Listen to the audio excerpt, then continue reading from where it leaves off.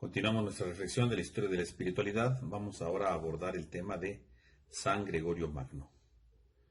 San Gregorio Magno es uno de los grandes padres de la Iglesia del Occidente, ¿verdad? Junto con San Jerónimo, San Ambrosio y San Agustín. Y por lo tanto, pues es un hombre que desde su magisterio, desde su propio ministerio, por supuesto, a lo largo de finales de la época patrística, inicios de la época medieval, pues va a tener una gran resonancia dentro de la vida eclesial. San Gregorio, como sabemos, pues le toca vivir una época un poco agitada debido a todas las grandes asentamientos de las invasiones de los bárbaros, estas migraciones que ciertamente pues se van asentando, le toca vivir esta realidad. Pero ciertamente pues fue siendo un pontífice y un pastor que ayudó mucho en su momento, ¿no? Preocupado también por la evangelización, que era uno de los elementos primordiales dentro de su ministerio. Él nace aproximadamente hacia el 540, ¿verdad? De una familia acaudalada romana, un hombre que recibió gran educación, al parecer, ¿verdad? Por los cargos que él tiene, pues estudiará algo referente al derecho, porque incluso cuando él tiene 25 años, pues él mismo es prefecto de Roma. Por lo tanto, es un hombre brillante, con una carrera importante, pero él mismo se da cuenta que la política no es su vida, no es su vocación definitiva. Y por eso en el 573 manda a construir en una de sus propiedades, ¿verdad?, de Monte Celio, un monasterio, ¿verdad?, el monasterio de San Andrés, para vivir ahí junto con otros seguidores que querían vivir la regla de San Benito. O sea que él tenía esta inquietud vocacional de ser monje, ¿no? Y construye su propio monasterio. Incluso con el dinero que él está teniendo, ¿no?, de la venta de algunas de sus posesiones, no solamente construye ese monasterio, sino que incluso hace otros 6 en la Sicilia. Es decir, es un hombre que da todo para esta vocación que él tiene. Sin embargo, bueno, pues él ya tenía la fama, ¿verdad?, como prefecto de Roma, y obviamente pues va creciendo, ¿verdad?, su fama con todo lo que él va haciendo. De tal manera que el mismo Papa Pelagio II, ¿verdad?, lo nombra delegado apostólico en Constantinopla. Y ahí pues va a estar durante 6 años, ¿verdad?, viendo todo lo que pasa en Constantinopla, ¿verdad?, que sería todo el Imperio Romano de Oriente, lo que quedaba del Imperio Romano, puesto que en Occidente ya estaban todos los asentamientos de los denominados bárbaros. Y vemos cómo cuando él regresa, ¿verdad?, ya hacia el 584, vuelve a regresar al monasterio, pero aún así con encargo del Papa, ¿no?, de ayudarle, ¿verdad?, como uno de sus consejeros. De manera que para el 590, cuando muere el Papa, las personas, ¿verdad?, el pueblo lo elige como el nuevo Papa. Cosa que él no quería, ¿verdad? Al principio se escondía, ¿verdad? Pero pues la gente lo obligó a que aceptara ser el Papa. Y obviamente pues esto pues trae pues una transformación en su vida, porque finalmente, aparentemente, ¿verdad?, pues buscaba una vida de soledad, de recogimiento, pero pues siempre estuvo en el faro de las opiniones en Constantinopla, en Roma, con el Papa. Bueno, pues la gente obviamente por eso lo eligió como Papa, ¿no? Y obviamente pues termina aceptando, y vamos viendo cómo él pues se va dedicando pues a catequizar al pueblo, sobre todo, ¿no? Con los diálogos, con sus homilías, ¿verdad?, con unos múltiples elementos que eran sencillos, pero de una gran riqueza propiamente dicha en el ámbito teológico e intelectual.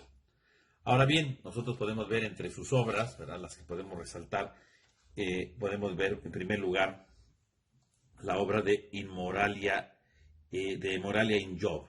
Esta obra, podemos ver nosotros, es un comentario al libro de Job, ¿verdad?, haciendo una relectura de este libro, ¿verdad?, una exégesis desde los 3 niveles de la escritura, ¿no?, el literal, el espiritual y el moral, ¿no?, para que se pudieran entender. Es una obra que generalmente se dirigía a los monjes, ¿verdad?, con el fin de explicar el libro de Job, claro, pero en el ámbito de la vida, ¿no?, cómo eso debe repercutir en la vida.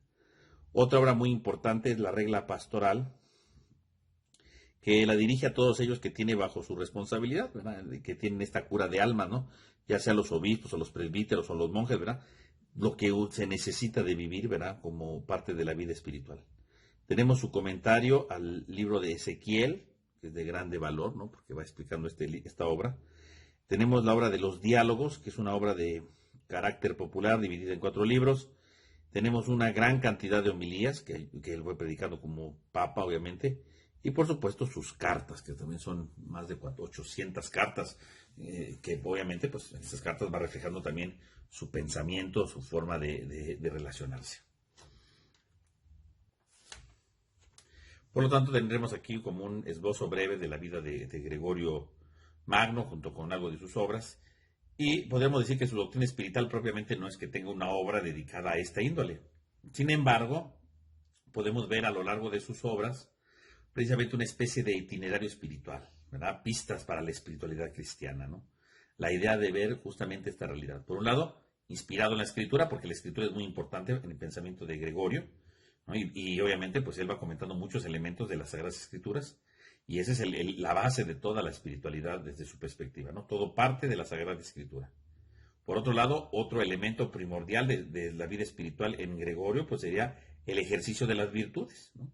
Que va a permitir a través de las heces luchar contra los vicios, la capacidad de tener compunción, es decir, la capacidad de tener dolor de pecados y al mismo tiempo el temor de Dios, que es algo primordial, y por supuesto el tema de la contemplación, entre muchos elementos de obras va diciendo la importancia de contemplar, ¿no? Al Dios mismo, un ambiente, podríamos decir, místico como tal, ¿no? Entonces tendríamos nosotros aquí en esta perspectiva de Gregorio justamente, pues son algunas bases, ¿verdad?, primordiales, ¿verdad?, del edificio que va teniendo justamente en el ámbito de la espiritualidad. ¿Cuáles serían, en general, sus líneas de espiritualidad? Pues podríamos ver nosotros algunas de esas líneas. Tendríamos nosotros, en primer lugar, un cristocentrismo absoluto. Es decir, que Cristo es totalmente el centro de todo, ¿no? Es decir, todo lo que Gregorio va hablando y va diciendo precisamente se debe desde Cristo, ¿no? Cristo es el que da sentido a toda la realidad. En segundo lugar, tendríamos nosotros el tema del retorno al paraíso, que dentro del camino espiritual de Gregorio, obviamente, nos ayuda a descubrir esta doctrina que él va teniendo, ¿no? Porque partiendo de la misma escritura que habla justamente del Génesis, ¿no?, hasta el Apocalipsis, va mostrando justamente la necesidad de recuperar el paraíso, ¿no? O sea, toda la meta del creyente, ¿verdad?, desde su punto de vista es regresar, ¿verdad?, volver a tener justamente esta capacidad de regresar al paraíso, es decir, una inquietud que debe de tener el corazón de nostalgia por regresar a ver a Dios, por querer estar cerca de Dios, ¿no? Y tener realmente un encuentro profundo con el Señor. Y así en varias homilías él va leccionando a todos sus oyentes para que desprecien el mundo presente y se enamoren de la vida futura, ¿no? O sea, el regreso al paraíso significa no te quedes atrapado en este mundo, no te quedes atrapado con lo que aquí te presenta, porque tu mundo no es este. Tu meta definitiva es el paraíso. Tú tienes que regresar al paraíso que se perdió y no te tienes que dejar agarrar por estas cosas que son mundanas, ¿no? En el fondo tú tienes este anhelo por regresar a los orígenes primigenios, ¿no? Esto es algo fundamental. Y dentro de esto entonces tendríamos nosotros el tema de la humildad, ¿verdad? Ahí aparecería entonces justamente la humildad como un elemento primordial en el retorno del paraíso, porque la humildad justamente, si el retorno del paraíso es regresar a Dios, ¿verdad?, retornar a lo que hemos perdido por el pecado, entonces obviamente la humildad, ¿qué hace? Pues la humildad nos dispone para tener una obediencia a Dios y al mismo tiempo obviamente nos hace reconocer, ¿verdad?, la importancia de vivir unido con el Señor. Y la humildad nos hace entonces reconocer que es Dios el que manda, que es Dios el que guía y que estamos llamados precisamente a encontrarnos con Él. Y así entonces la humildad, ¿verdad?, es uno de los grandes ejes para poder regresar a esta realidad, ¿no?, a este entorno precisamente que va presentando Gregorio. Tendríamos nosotros después, en cuarto lugar, lo que llamaríamos los grados de la vida espiritual. Aquí, pues, encontraríamos, ¿verdad?, estos grados que implicaría una especie de ascensión espiritual, ¿no? Prevista en una serie de 7 grados, ¿no? Donde va a influir justamente el Espíritu Santo con sus 7 dones, ¿no? O sea, el camino de vida espiritual, de ascenso espiritual, son 7 gradas, ¿verdad?, que uno tiene que ir avanzando y que justamente corresponden a cada uno de los dones del Espíritu Santo. De manera que San Gregorio verá interpretando alegóricamente la reconstrucción del templo de la ciudad de Jerusalén, según el libro de Ezequiel, ¿no?, en el capítulo 40, en donde dice que en el pórtico hay 7 escaleras, ¿no?, cuando se habla de la reconstrucción, ¿verdad? Dice que esta es en el fondo la vida espiritual, ¿verdad? Donde el Espíritu Santo, ¿verdad?, nos va impulsando a vivir esta realidad. Y dice, por 7 gradas se sube a la puerta, porque por la gracia de estos 7 dones, ¿verdad?, se nos va abriendo la entrada en el reino de los cielos.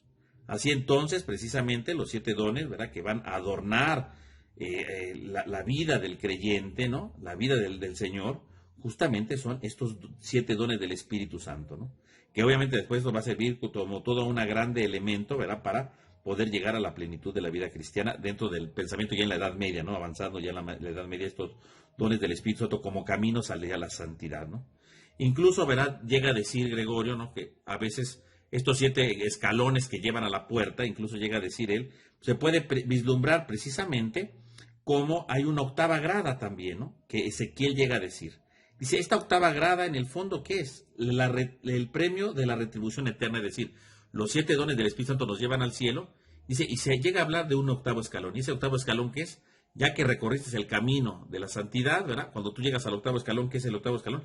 Tu retribución, el premio definitivo, lo que Dios te va a recompensar por haber vivido la santidad, y justamente al darte este premio, al darte esta gracia, al darte este don, dice entonces Gregorio, claro, pues si Dios te está recompensando, ya puedes entrar definitivamente a la vida eterna. Así entonces, estos grados de la vida espiritual, pues ayudan precisamente al creyente a ir viviendo con la ayuda de los dones del Espíritu Santo, a llegar precisamente a la plenitud de la vida. Entonces aquí tendríamos, ¿verdad?, entonces estos llamados grados de la vida espiritual, ¿no?, que él va presentando. También, ¿verdad?, otro elemento que podemos ver nosotros dentro del pensamiento de Gregorio, por supuesto, pues es el valor de la Sagrada Escritura, ¿no?, el valor de la Sagrada Escritura. Puesto que para Gregorio, ¿verdad?, es primordial, ¿verdad?, tener estos elementos, ¿verdad?, e ir interpretando siempre todos los acontecimientos a la luz de la Sagrada Escritura. Porque Dios siempre tiene algo que decir, Dios siempre tiene algo que aportar justamente a las sagradas, desde la Sagrada Escritura, ¿no? Porque eso es algo que se debe de tener claramente, ¿no? Ahí es donde comienza todo. De tal manera que Gregorio contempla desde los diferentes niveles de interpretación de la Escritura cómo se interpreta y cómo Dios habla para las necesidades que se van teniendo dentro de la vida espiritual. Tendremos después, en sexto lugar, el tema de la contemplación. San Gregorio nos enseña justamente la importancia de contemplar, ¿verdad? Porque finalmente la contemplación nos debe de llevar a descubrir el conocimiento pleno de Dios y, por lo tanto, a vivir la verdadera paz en unidad con Dios. Y dentro de esta contemplación, ¿verdad?, dice San Gregorio, la vida de contemplación va unida a la vida activa, ¿verdad? Son 2 elementos, ¿verdad?, que van siempre unidos, contemplación y vida activa, acción y contemplación, oración y apostolado, ¿no? Él siempre habla de estos 2 elementos que van siempre en relación uno con otro, puesto que los 2 son, dice, necesario, puesto que optar, ¿verdad?, en un equilibrio por ambas harán que se viva una verdadera vida espiritual, ¿no? Y por lo tanto, dice, cuando hablamos de la vida activa, ¿verdad?, podemos ver el ejercicio de las virtudes, que nos ayudan justamente para llegar a la contemplación. Es decir, ambas vidas son complementarias, tiene que haber un equilibrio, pero obviamente para poder llegar a la contemplación tenemos que empezar a vivir la vida activa a la base de las virtudes, y esas mismas virtudes nos permiten la contemplación, y al entrar en la contemplación tenemos que tener un equilibrio en ambas, porque es aquí donde se va efectuando obviamente esta contemplación total, ¿no? Y este equilibrio entre las 2 nos debe de llevar entonces a un ejercicio de la caridad. Las obras de la caridad, ¿verdad?, precisamente hacen que entonces la contemplación tenga una razón de ser. Porque contemplar no significa simplemente, ¿verdad?, estar ahí viendo cosas, no decir, ay, estoy extasiado viendo a Dios, no.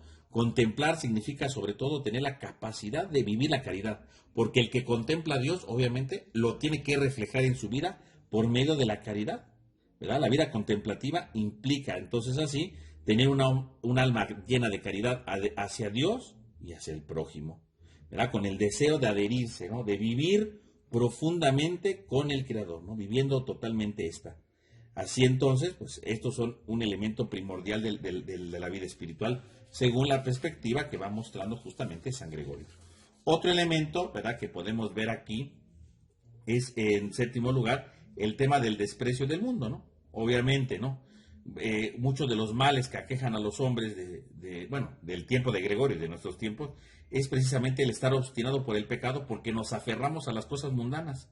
Y eso hace que el hombre peque. Por eso el hombre tiene que liberarse y disponer todo para poder llegar a Dios, ¿no? Para poder llegar a la presencia de Dios, quitando así de su vida todo tipo de pecado y de vicio, ¿no? Ahí es donde entra entonces justamente estos elementos. Tenemos después, ¿verdad?, en otro elemento de la vida o del itinerario espiritual de Gregorio, el ministerio pastoral. Es decir, Gregorio, obviamente, desde que es papa, bueno, él ve claramente la importancia de ser pastor. Y por lo tanto, toda la vida tiene que ser un digno ejemplo de esta vida de pastor, ¿verdad? Por eso sus escritos para edificar al pueblo, ¿verdad? Como el comentario de Ezequiel, sus homilías, sirven justamente para edificar, porque es parte de la pastoral, ¿no? Y por eso escribe la regla pastoral, porque tiene que ayudar a que también los pastores descubran el valor que tiene justamente esta capacidad de acompañar, de guiar, ¿no? De dar todo lo necesario. Entonces Gregorio, por lo tanto, podemos decir que tiene el ministerio pastoral no solamente como una misión, ¿verdad?, sino como un don gratuito en favor del pueblo de Dios. O sea, ser pastor no solamente es una misión, una obligación que alguien tiene, ¿verdad? Pues ya me tocó ser papa, ¿verdad? O soy sacerdote, yo soy monje, pues ya ni modo. No, no, es un don que tú das, es un don gratuito de lo que Dios hace en tu vida en favor de los demás. Ese es el ser precisamente ser pastor, ¿no? De ahí que la expresión, ¿no? El siervo de los siervos de Dios, ¿no? Porque precisamente el pastor es aquel que sirve a Dios sirviendo a su pueblo, ¿no? Esto es algo que va dando justamente de esta dimensión. Y por supuesto, otro punto muy importante es el tema de la misión y por lo tanto de la inculturación. Gregorio Magno le toca, ¿verdad?, animar, ¿verdad?, la misión hacia Inglaterra, ¿no? Y entonces obviamente él pues habla de la importancia de llevar el mensaje de Cristo, de no dejarlo, ¿verdad?, a callar, al contrario, ¿verdad? Las islas británicas tienen que recibir la evangelización, pero cuando él habla de la evangelización no solamente es ir y anunciar la palabra, sino cuando uno va a anunciar la palabra, precisamente él tiene que inculturarla, aunque no utiliza la palabra inculturar, ¿verdad?, porque es un término más moderno, pero da a entender esto, ¿verdad?, que cuando alguien va a anunciar, ¿verdad?, cuando alguien va a dar a conocer el evangelio, no nada más es que lo anuncies así, sin sentido, sino tienes que anunciarlo desde el contexto en el que está viviendo, iluminando la vida de ellos. Y es justamente lo que hoy llamaríamos nosotros la inculturación, ¿no? Entonces, podemos decir que Gregorio se adelantó en cierta medida a la teología pastoral moderna, ¿no? Porque ofrecía directrices precisamente para esto, ¿no? Dice él, no nos hemos convencido de que los templos de los ídolos de los anglosajones no deben de ser destruidos, sino los ídolos que en ellos existen. O sea, los templos tienen que ser rociados con agua bendita y en ellos se deben construir altares, ¿verdad?, donde se pongan las reliquias de los santos. O sea, no es destruir por destruir, son paganos, se destruyen, no. Quita los ídolos y trate de hacerles ver, ¿verdad?, el sentido de esto. Incultura las cosas, ¿no? Aprovecha lo que tienen ellos, ¿no? No es solamente destruirlo todo. Dice, es imposible eliminar en un momento todos los errores en la gente, ¿verdad?, porque esto dura mucho tiempo, ¿verdad? La gente es dura, ¿no? Dice, lo importante es que ellos paso a paso se den cuenta de las cosas y puedan precisamente subir y alcanzar el sentido de su vida, ¿no? Entonces ahí tenemos nosotros entonces otro elemento. Y bueno, también tiene algunos elementos, ¿verdad?, finalmente de escatología. Y esto pues es comprensible pues en el tiempo en el que él se va desenvolviendo, ¿no? Puesto que está viendo toda la situación que se vive en el Imperio Romano en Oriente, ¿verdad? Todo lo que está viviéndose, la situación que él vive ahí, ¿verdad? Cómo se van estableciendo los pueblos bárbaros, ¿no? De repente podría pensar uno que habría que escaparse de este mundo, ¿no? Y no comprometerse, ¿no? Entonces, obviamente, lo importante es sí comprometerse en el mundo, pero nunca olvidar que la vida eterna está detrás de todo. No quedarnos atrapados con las situaciones del presente, sino que vamos algo más allá. Y que nuestra meta está en el cielo, ¿no?, en la vida eterna, ¿no? Por lo tanto, San Gregorio obviamente va a predicar al pueblo, ¿verdad?, este momento de esperanza en la vida eterna, preparándonos, como decíamos, ¿verdad?, despreciando lo terrenal, ¿verdad?, viviendo con humildad, ¿verdad?, tratando de regresar al paraíso, porque es nuestra meta finalmente, ¿no?, para nuestra meta. Incluso, ¿verdad?, algunas tradiciones verán puesto aquí las llamadas misas gregorianas, que serían 30 misas aplicadas de manera ininterrumpida, ¿verdad?, a una persona. Bueno, son misas que se han atribuido a San Gregorio, que en realidad no se sabe hasta qué punto realmente él instituiría este tipo de cosas, ¿no? Pero se le han atribuido propiamente a él, ¿no? De tal manera que entonces tendríamos aquí ya, ¿verdad?, un pequeño esbozo de la espiritualidad de Gregorio Magno, Y con esto, bueno, terminaríamos este tema para seguir progresando, ¿verdad?, en nuestro programa y después empezar a hablar ya con mayor profundidad de los grandes avances de la vida espiritual dentro de la Edad Media.